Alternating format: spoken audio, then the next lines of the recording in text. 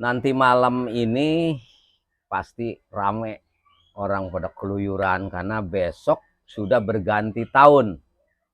Kalau saya tidur dari jam 10.11, mungkin saya bisa bangun itu tahun depan. Nah, ini sengaja memang di workshop sejarah GGR Cilegon kali ini edisinya khusus membahas masalah tahun baru. Dan mungkin tidak ada kaitannya ya barangkali sekilas tahun baru dengan sejarah. Apalagi nanti kalau saya menyinggung-nyinggung dengan Kesultanan Banten, dengan kekuasaan di Banten, begitu ya. Itu mungkin orang akan berpikir apa hubungannya. Nah, tapi kita coba saja. Dan nanti di akhir setelah saya paparkan ini, silahkan disimpulkan sendiri bagaimana tahun Masehi ini dengan Kesultanan Banten, apakah ada hubungannya, ada kaitannya, itu terserah yang mendengar nanti. Saya hanya ingin memaparkan sebuah peristiwa sejarah.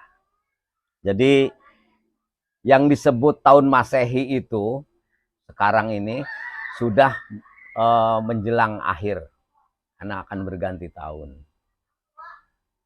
Dan pada masa lalu itu mungkin kita juga belum beranggapan bahwa tahun Masehi itu dimulai dari tahun 1 begitu ya. Padahal mungkin saya ingin mencoba jadi 26 tahun sebelum Masehi ini kejadiannya itu. Jadi ada saran dari si Guinness, astronom dari Alexandria, karena kaitannya menghitung 1 tahun itu didasari atas, nah ini biar jelas ada gambarnya, putaran matahari mengelilingi bumi ya. Ini saya buat begini saja biar mudah ilustrasinya. Ini matahari, harusnya bumi lebih kecil dari ini ya, 1 titik saja karena biar lebih jelas saya besarkan ya.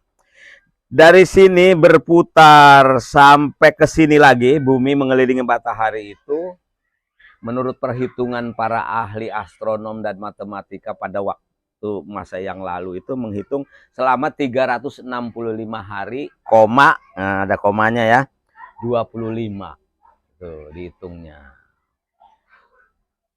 Makanya perhitungan itu akibat terus 0,25 hari ini memang tidak bisa dianggap enteng. Karena bisa dalam sekian tahun, ratusan tahun ini akan selalu bertambah. Akhirnya ya tidak ketemu juga. Namun mereka orang-orang pintar, orang-orang hebat yang pertama kali menciptakan di zamannya waktu itu kekuasaan di Romawi, kaisarnya atau penguasanya atau rajanya atau pemimpinnya bernama Julius Caesar. Itu makanya ada bulan Juli. Dan memang saya tidak secara detail ya, tidak secara detail menceritakan karena nanti kalau saya detail juga waktunya habis karena saya ingin menceritakan berbagai peristiwa yang terjadi berkaitan dengan kalender Masehi ini. Jadi untuk mengatasi ini pada tahun 40 sebelum Masehi itu ada usulan tadi itu agar bagaimana solusinya. Jadi makanya kita mengenal yang namanya tahun Kabisat. Cara menghitung ini juga perlu kita mengingatkan lagi, apalagi anak-anak sekarang mungkin sudah lupa. Januari umurnya berapa hari, Februari umurnya berapa hari gitu ya. Ini juga sekarang sudah jarang, kalau waktu saya SD masih sering diajarkan. Ini 31 hari umurnya. Jadi kalau di sini jatuhnya 30, 31, 30, 31, 30, 31, kemudian ke 31 lagi. Makanya dari Juli, Agustus itu 31 ke 3 umurnya sama, 31, 31. Juli, Agustus. Nah, yang berbeda di Februari. Januari 31, Februari itu karena kalau di total disamain semua juga akan lebih dari 365 hari poin 25 ini perputaran bumi. Karena ini kan sebagai acuan. Bumi mengitari matahari. Nah, makanya diambillah solusinya. Pada waktu itu dipikir-pikir, ngobrol, begitu ya, bagaimana nih dihitung-hitung. Jatuhnya 28 hari di bulan Februari saja. Kemudian itu juga masih belum sempurna, masih kurang begitu dihitung-hitung. Nah, akhirnya dari situlah timbul istilah tahun kabisat. Apa tahun kabisat itu? Tahun kabisat itu adalah bulan Februari yang jumlahnya 29 hari atau 28 ditambah 1 hari. Tuh. Dasarnya apa? Kenapa? Karena untuk penambahan 1 hari itu untuk menggenapi. Tetapi ditaruhnya di bulan Februari. Tetapi kan tidak seluruh bulan ditambah. Tentu ada ketentuannya. Itu apabila tahunnya itu habis genap dibagi 4. Misalnya 2020 kemarin itu tahun kabisat. Karena 2020 dibagi 4 tidak ada koma. Begitu juga 4 tahun kemudian 2024 juga sama. 25, 26, 28 juga 2028 sama. Nah, jadi tahun kabisat lagi itu di Februarinya 29 hari. Kemudian ada ini yang ingin saya tunjukkan. Di bulan Oktober tahun 1582. Tetapi saya belum ke sana, saya ingin menyatakan dulu. Di Oktober ini saya lahir. Terus ini dalam sejarah perkalenderan, saya sebut gitu. Ini sangat bersejarah sekali Oktober ini. Padahal tadi Februari ya. Tapi ternyata yang bersejarah itu Oktobernya. Kenapa? Yang paling bersejarah di Masehi itu Oktober, karena itu hari lahir saya di bulan ini. Tapi ya nggak apa-apa lah, karena itu memang KTP-nya juga di bulan itu. Tapi bukan itu. Bukan itu. Ada di tahun 1582. Nah, nanti saya jabarkan di sini, ini sudah saya gambarkan. Tetapi sebelum ke sini saya ingin ke sini dulu. Ada catatan di Kesultanan Banten. Jadi Kesultanan Banten itu berdiri atau mulai berdirinya itu sebetulnya mulai dikuasai lah barangkali begitu ya oleh Syarif Hidayatullah beserta pasukan dari Demak itu pada tahun 1524 sebetulnya. Pasukan besar itu sudah datang di Karangan. 1524. Akan tetapi pelaksanaan perebutan Wahanten Girang, karena kan Banten itu terdiri dari 2 wilayah, Wahanten Girang dan Wahanten Pesisir. Nah, saya juga tidak harus menjelaskan secara detail ya. Tetapi ingin saya jelaskan bahwa pada waktu itu ada 2 penguasa. Di Wahanten Girang ada 1 pucuk umun juga, di Wahanten Pesisir juga ada 1 pucuk umun. Mungkin penting juga ini diulas, tapi setelah di akhir ini, setelah selesai masalah kalender itu, baru kita coba masalah Wahanten Girang dan perebutan Pajajaran oleh Banten, oleh Syarif Hidayatullah.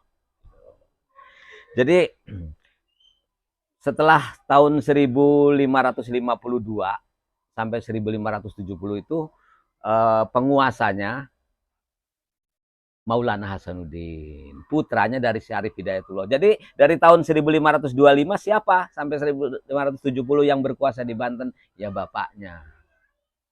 Itu bapaknya yang memimpin. Hanya memang pada saat itu Banten hanya merupakan bagian ataupun kabupaten dari Demak atau Cirebon. Karena ada yang mengatakan Cirebon, ada yang mengatakan Demak, begitu ya. Belum menjadi pusat pemerintahan yang berdaulat sendiri. Dan mulai berdaulatnya itu sejak Maulana Hasanuddin berkuasa dari tahun 1552 sampai beliau meninggal 1570. Nah, di era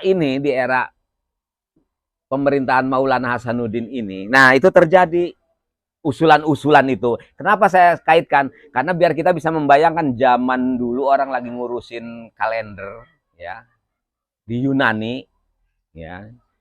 Lagi ngurusin kalender, itu zamannya kapan sih diurusinnya? Saya hanya menggambarkan aja di Banten itu sudah ada pemerintahan Maulana Hasanuddin gitu. Jadi di antara tahun itulah ada usulan tuh 1562 sampai 1563 itu Konsili Tren itu meminta kepada Paus Gregorius ke-13 bagaimana ini untuk biar pas begitu. Udah biar pas saja kalender ini kan bahkan awalnya juga tidak dimulai dari Januari. Ya itu nanti kita coba ulas belakangan. Kita lanjut ya. Di eranya Maulana Hasanuddin inilah timbul di sana di Yunani. Orang sudah mulai berpikir gitu. Para ilmuwan, para matematika segala mengatasi ini dan mengusulkan kepada namanya Paus Gregorius ke-13. Ini menarik di sini. Akhirnya diputuskanlah itu. Ini pada tahun 1852, nih jelas ya. 852. Bentuk kalendernya seperti ini. Ini persis nih ya. Jadi di sini tanggal 1-nya di sini gitu ya.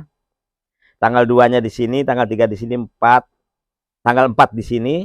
Tetapi tanggal kesininya loncat tanggal 15. Jadi kalau saya malam ini tidur tanggal 4 Oktober di tahun ini, saya terbangun itu di tanggal 15 Oktober. Nah, ini itu. Kenapa nggak dilangsungin aja sih gitu ya? Nggak dilangsungin aja, harus 4, 5, 6, 7, 8. Karena kalau dilangsungin aja jumlahnya 21. Nih, kita hitung ya. 1, 2, 3, 4, 5, 6, 7, 8, 9, 10, 11, 12, 13, 14, 15, 16, 17, 18, 19, 20, 21. Nah, 21 ya, jumlah 21. Jumlah harinya 21, tapi tanggalnya 31. Ingat ya, 31, 21. Kita taruh dulu di sini. Nah, saya coba buka Google ya. Ini nanti dipraktekkan juga bisa. Dibuka Google, kita coba dari Google cari ketik daftar Sultan Banten. Nah, ketik daftar Sultan Banten ya, diklik ya, ketik daftar Sultan Banten, kemudian diklik. Diklik itu akan muncul daftar Sultan Banten Wikipedia bahasa Indonesia ensiklopedia bebas. Kita klik. Nah, kita klik itu akan muncul. Nah, di sini daftar nama-nama sultan, bahwa penguasa pertama Sultan Maulana Hasanuddin gitu ya. Penguasa pertama karena memang kenapa Syarif Hidayatullah tidak disebut penguasa pertama? Karena waktu itu masih belum berdiri sendiri. Itu sebetulnya alasannya. Banten masih di bawah pengaruh kekuasaan lain. Nah, begitu di tangan karena Maulana Syarif Hidayatullah itu harus menggantikan uaknya kembali ke Cirebon, ke sana. Ini kalau saya membahas ini juga jadinya panjang ya. Maulana Hasanuddin itu orang mana gitu ya. Sebetulnya intinya nggak apa-apa. Itu kan sebetulnya orang Serang gitu. Maulana Hasanuddin itu orang Serang. Ya, nanti kita ulas belakangan ya. Kita lanjut lagi. Jadi terus lihat di bawahnya sekali, ada Sultan Banten, kemudian ada daftar Sultan Banten. Kita klik daftar Sultan Banten. Nah, kita klik daftar Sultan Banten seperti yang sudah saya jelaskan tadi, bahwa angka pertama nomor 1 paling atas itu yaitu pada tahun 1526, karena tadi tuh walaupun 1524 tuh baru datang, 1525 baru melaksanakan apa namanya ke Banten Girang, kemudian dari Banten Girang pemindahan keraton membangun keraton Sorsoan yang sekarang sudah hancur ya. Itu pada tahun 1526 dan kekuasaan Syarif Hidayatullah itu sampai tahun 1552. Tuh. 152 diserahkan kepada putranya Maulana Hasanuddin sampai 1570. Yang tadi kita bahas masalah kalender, di sana lagi ribut masalah bagaimana menyesuaikan kalender itu, tanggal itu gitu ya, sampai eranya Maulana Hasanuddin. Tetapi begitu pelaksanaannya, nah kan tadi sudah saya jelaskan 1582 itu pada saat di era pemerintahan kekuasaannya Maulana Muhammad. Nah ini. Jadi Maulana Hasanuddin punya anak namanya Maulana Yusuf yang berkuasa ya. Kemudian setelah 1570 Maulana Yusuf ini berkuasa hanya 2 periode. Kalau sekarang presiden. Nah, ini kaitannya nanti kita masuk ke sini juga. Hanya 2 periode dan itu luar biasa sekali membawa kemajuan Banten 1570 sampai 1580. Kemudian 1580, nah ini sudah anaknya yang melanjutkan yaitu Maulana Muhammad, Kanjeng Sultan, apa namanya ya Banten gitu ya. Jadi 1596 di ketika 2 tahun setelah menjabat, nah kembali ke sini di bulan Oktober waktu saya lahir gitu. Tapi ini kembali lagi mundur karena saya mah lahirnya setelah sekian ratus tahun ya. Mundurlah ke Banten 1582 nih di zamannya Maulana Muhammad. Lahirlah kalender atau tanggal yang jumlahnya 21 hari. Tapi di sini tetap ditulis 31. Gitu. 31 tadi kan udah kita ngitung begini. Ya.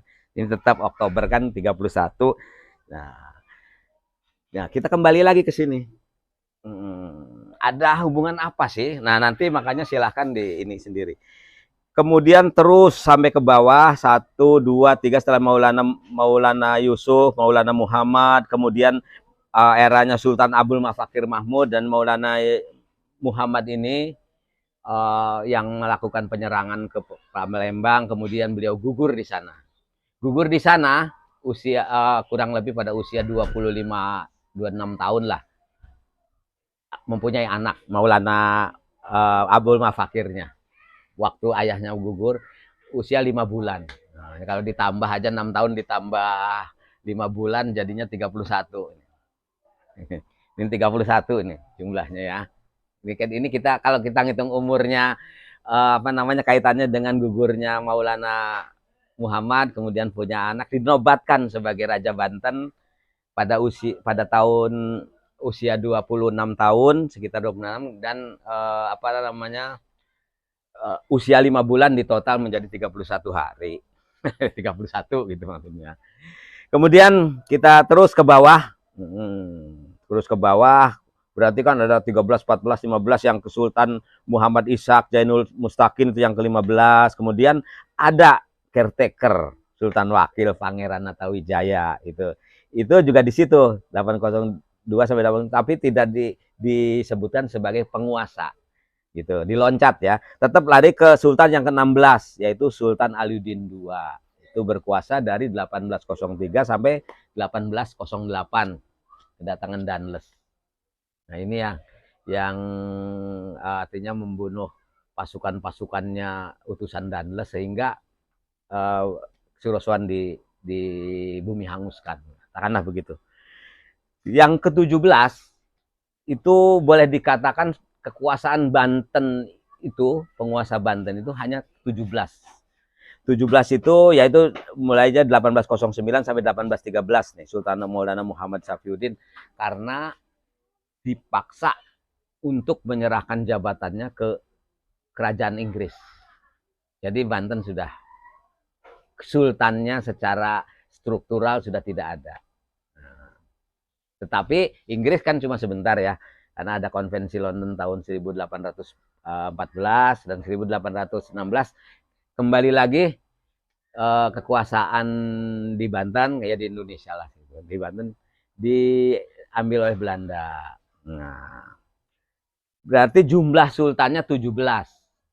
17 kaitannya sama apa sih tanggal 17 kan? Tanggal 17 tanggal keramat, 17 Agustus nanti ya. Nanti ada bulan 8-nya itu ya. Itu kita rahasiakan dulu tanggal-tanggal itu, tanggal 17 Agustus. Jumlahnya 17. Kemudian setelah kekuasaan berdirilah negara Hindia Belanda. Nah, itu dalam proses berdirinya Hindia Belanda itu 17 akhir abad ke-19, akhir tahun 1899 itu VOC bangkrut. Kenapa? Karena banyak korupsi. Jadi korupsi adalah warisan budaya penjajah yang tidak boleh dilanjutkan di era kemerdekaan ini. Tidak pantas. Karena itu tradisi di zamannya penjajahan Belanda. Korupsi itu menjadi tradisi di zaman VOC. Sehingga VOC bangkrut gara-gara pada korupsi. Kemudian dinasionalisasi oleh Belanda, kerajaan Belanda, dan menjadilah negara Hindia Belanda yang kemudian menjadi Indonesia sekarang. Tetapi masih ada Sultan sebagai bawahan pemerintahan Hindia Belanda. Itu dimulainya pada tahun 1832 sampai 1888. Itu Pangeran Surya Kumala. Nah, sampai 1888. Kita sekarang ke 1888 angkanya. Jadi saya coba buka buku ini.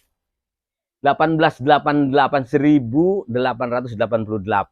terjadi peristiwa Geger Cilegon. Dan semua pejabat jajaran pemerintahan dari pusat dari Batavia dipecat gara-gara peristiwa Geger Cilegon. Nih, saya bacakan datanya dulu ya. Jadi sebelum meletusnya Geger Cilegon itu, Gubernur Jenderal di Batavia itu bernama Otto van Rees. Sebelumnya.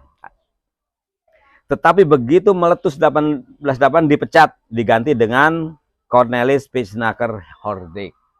Jadi diberhentikan gubernur. Gubernur jenderal. Kemudian siapa lagi? Residen Bantennya. Nah, tadi kan kita yang dapat bersama-sama itu sultannya.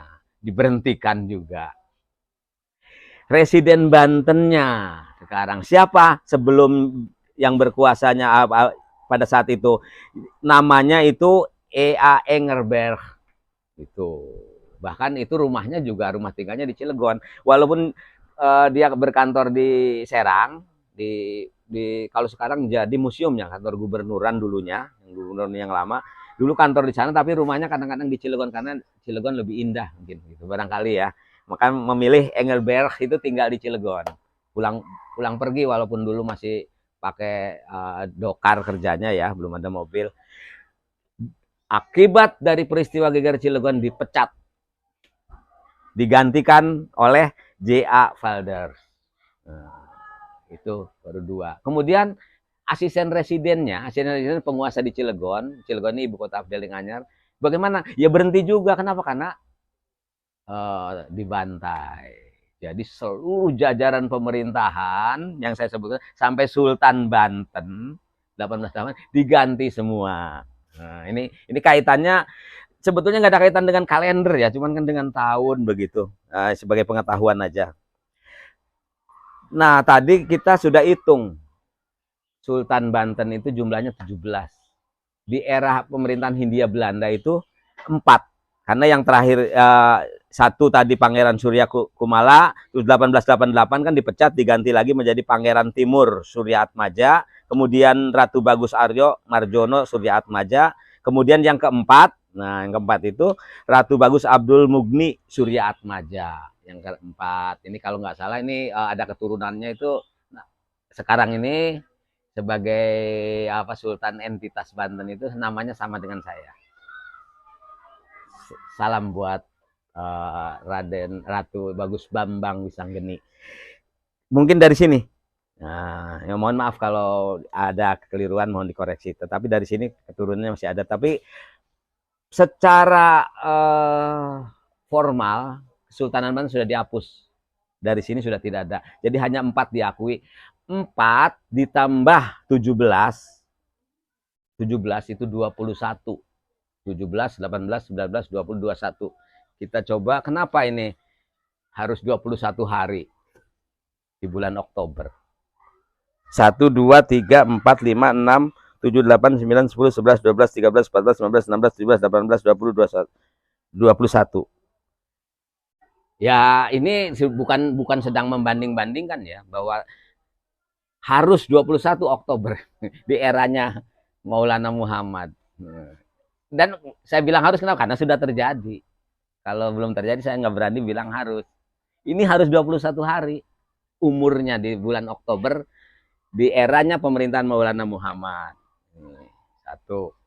Kemudian tadi 1888 selain semua pejabatnya habis, pembangunan Menara Eiffel di Paris 1888 stop dulu sementara.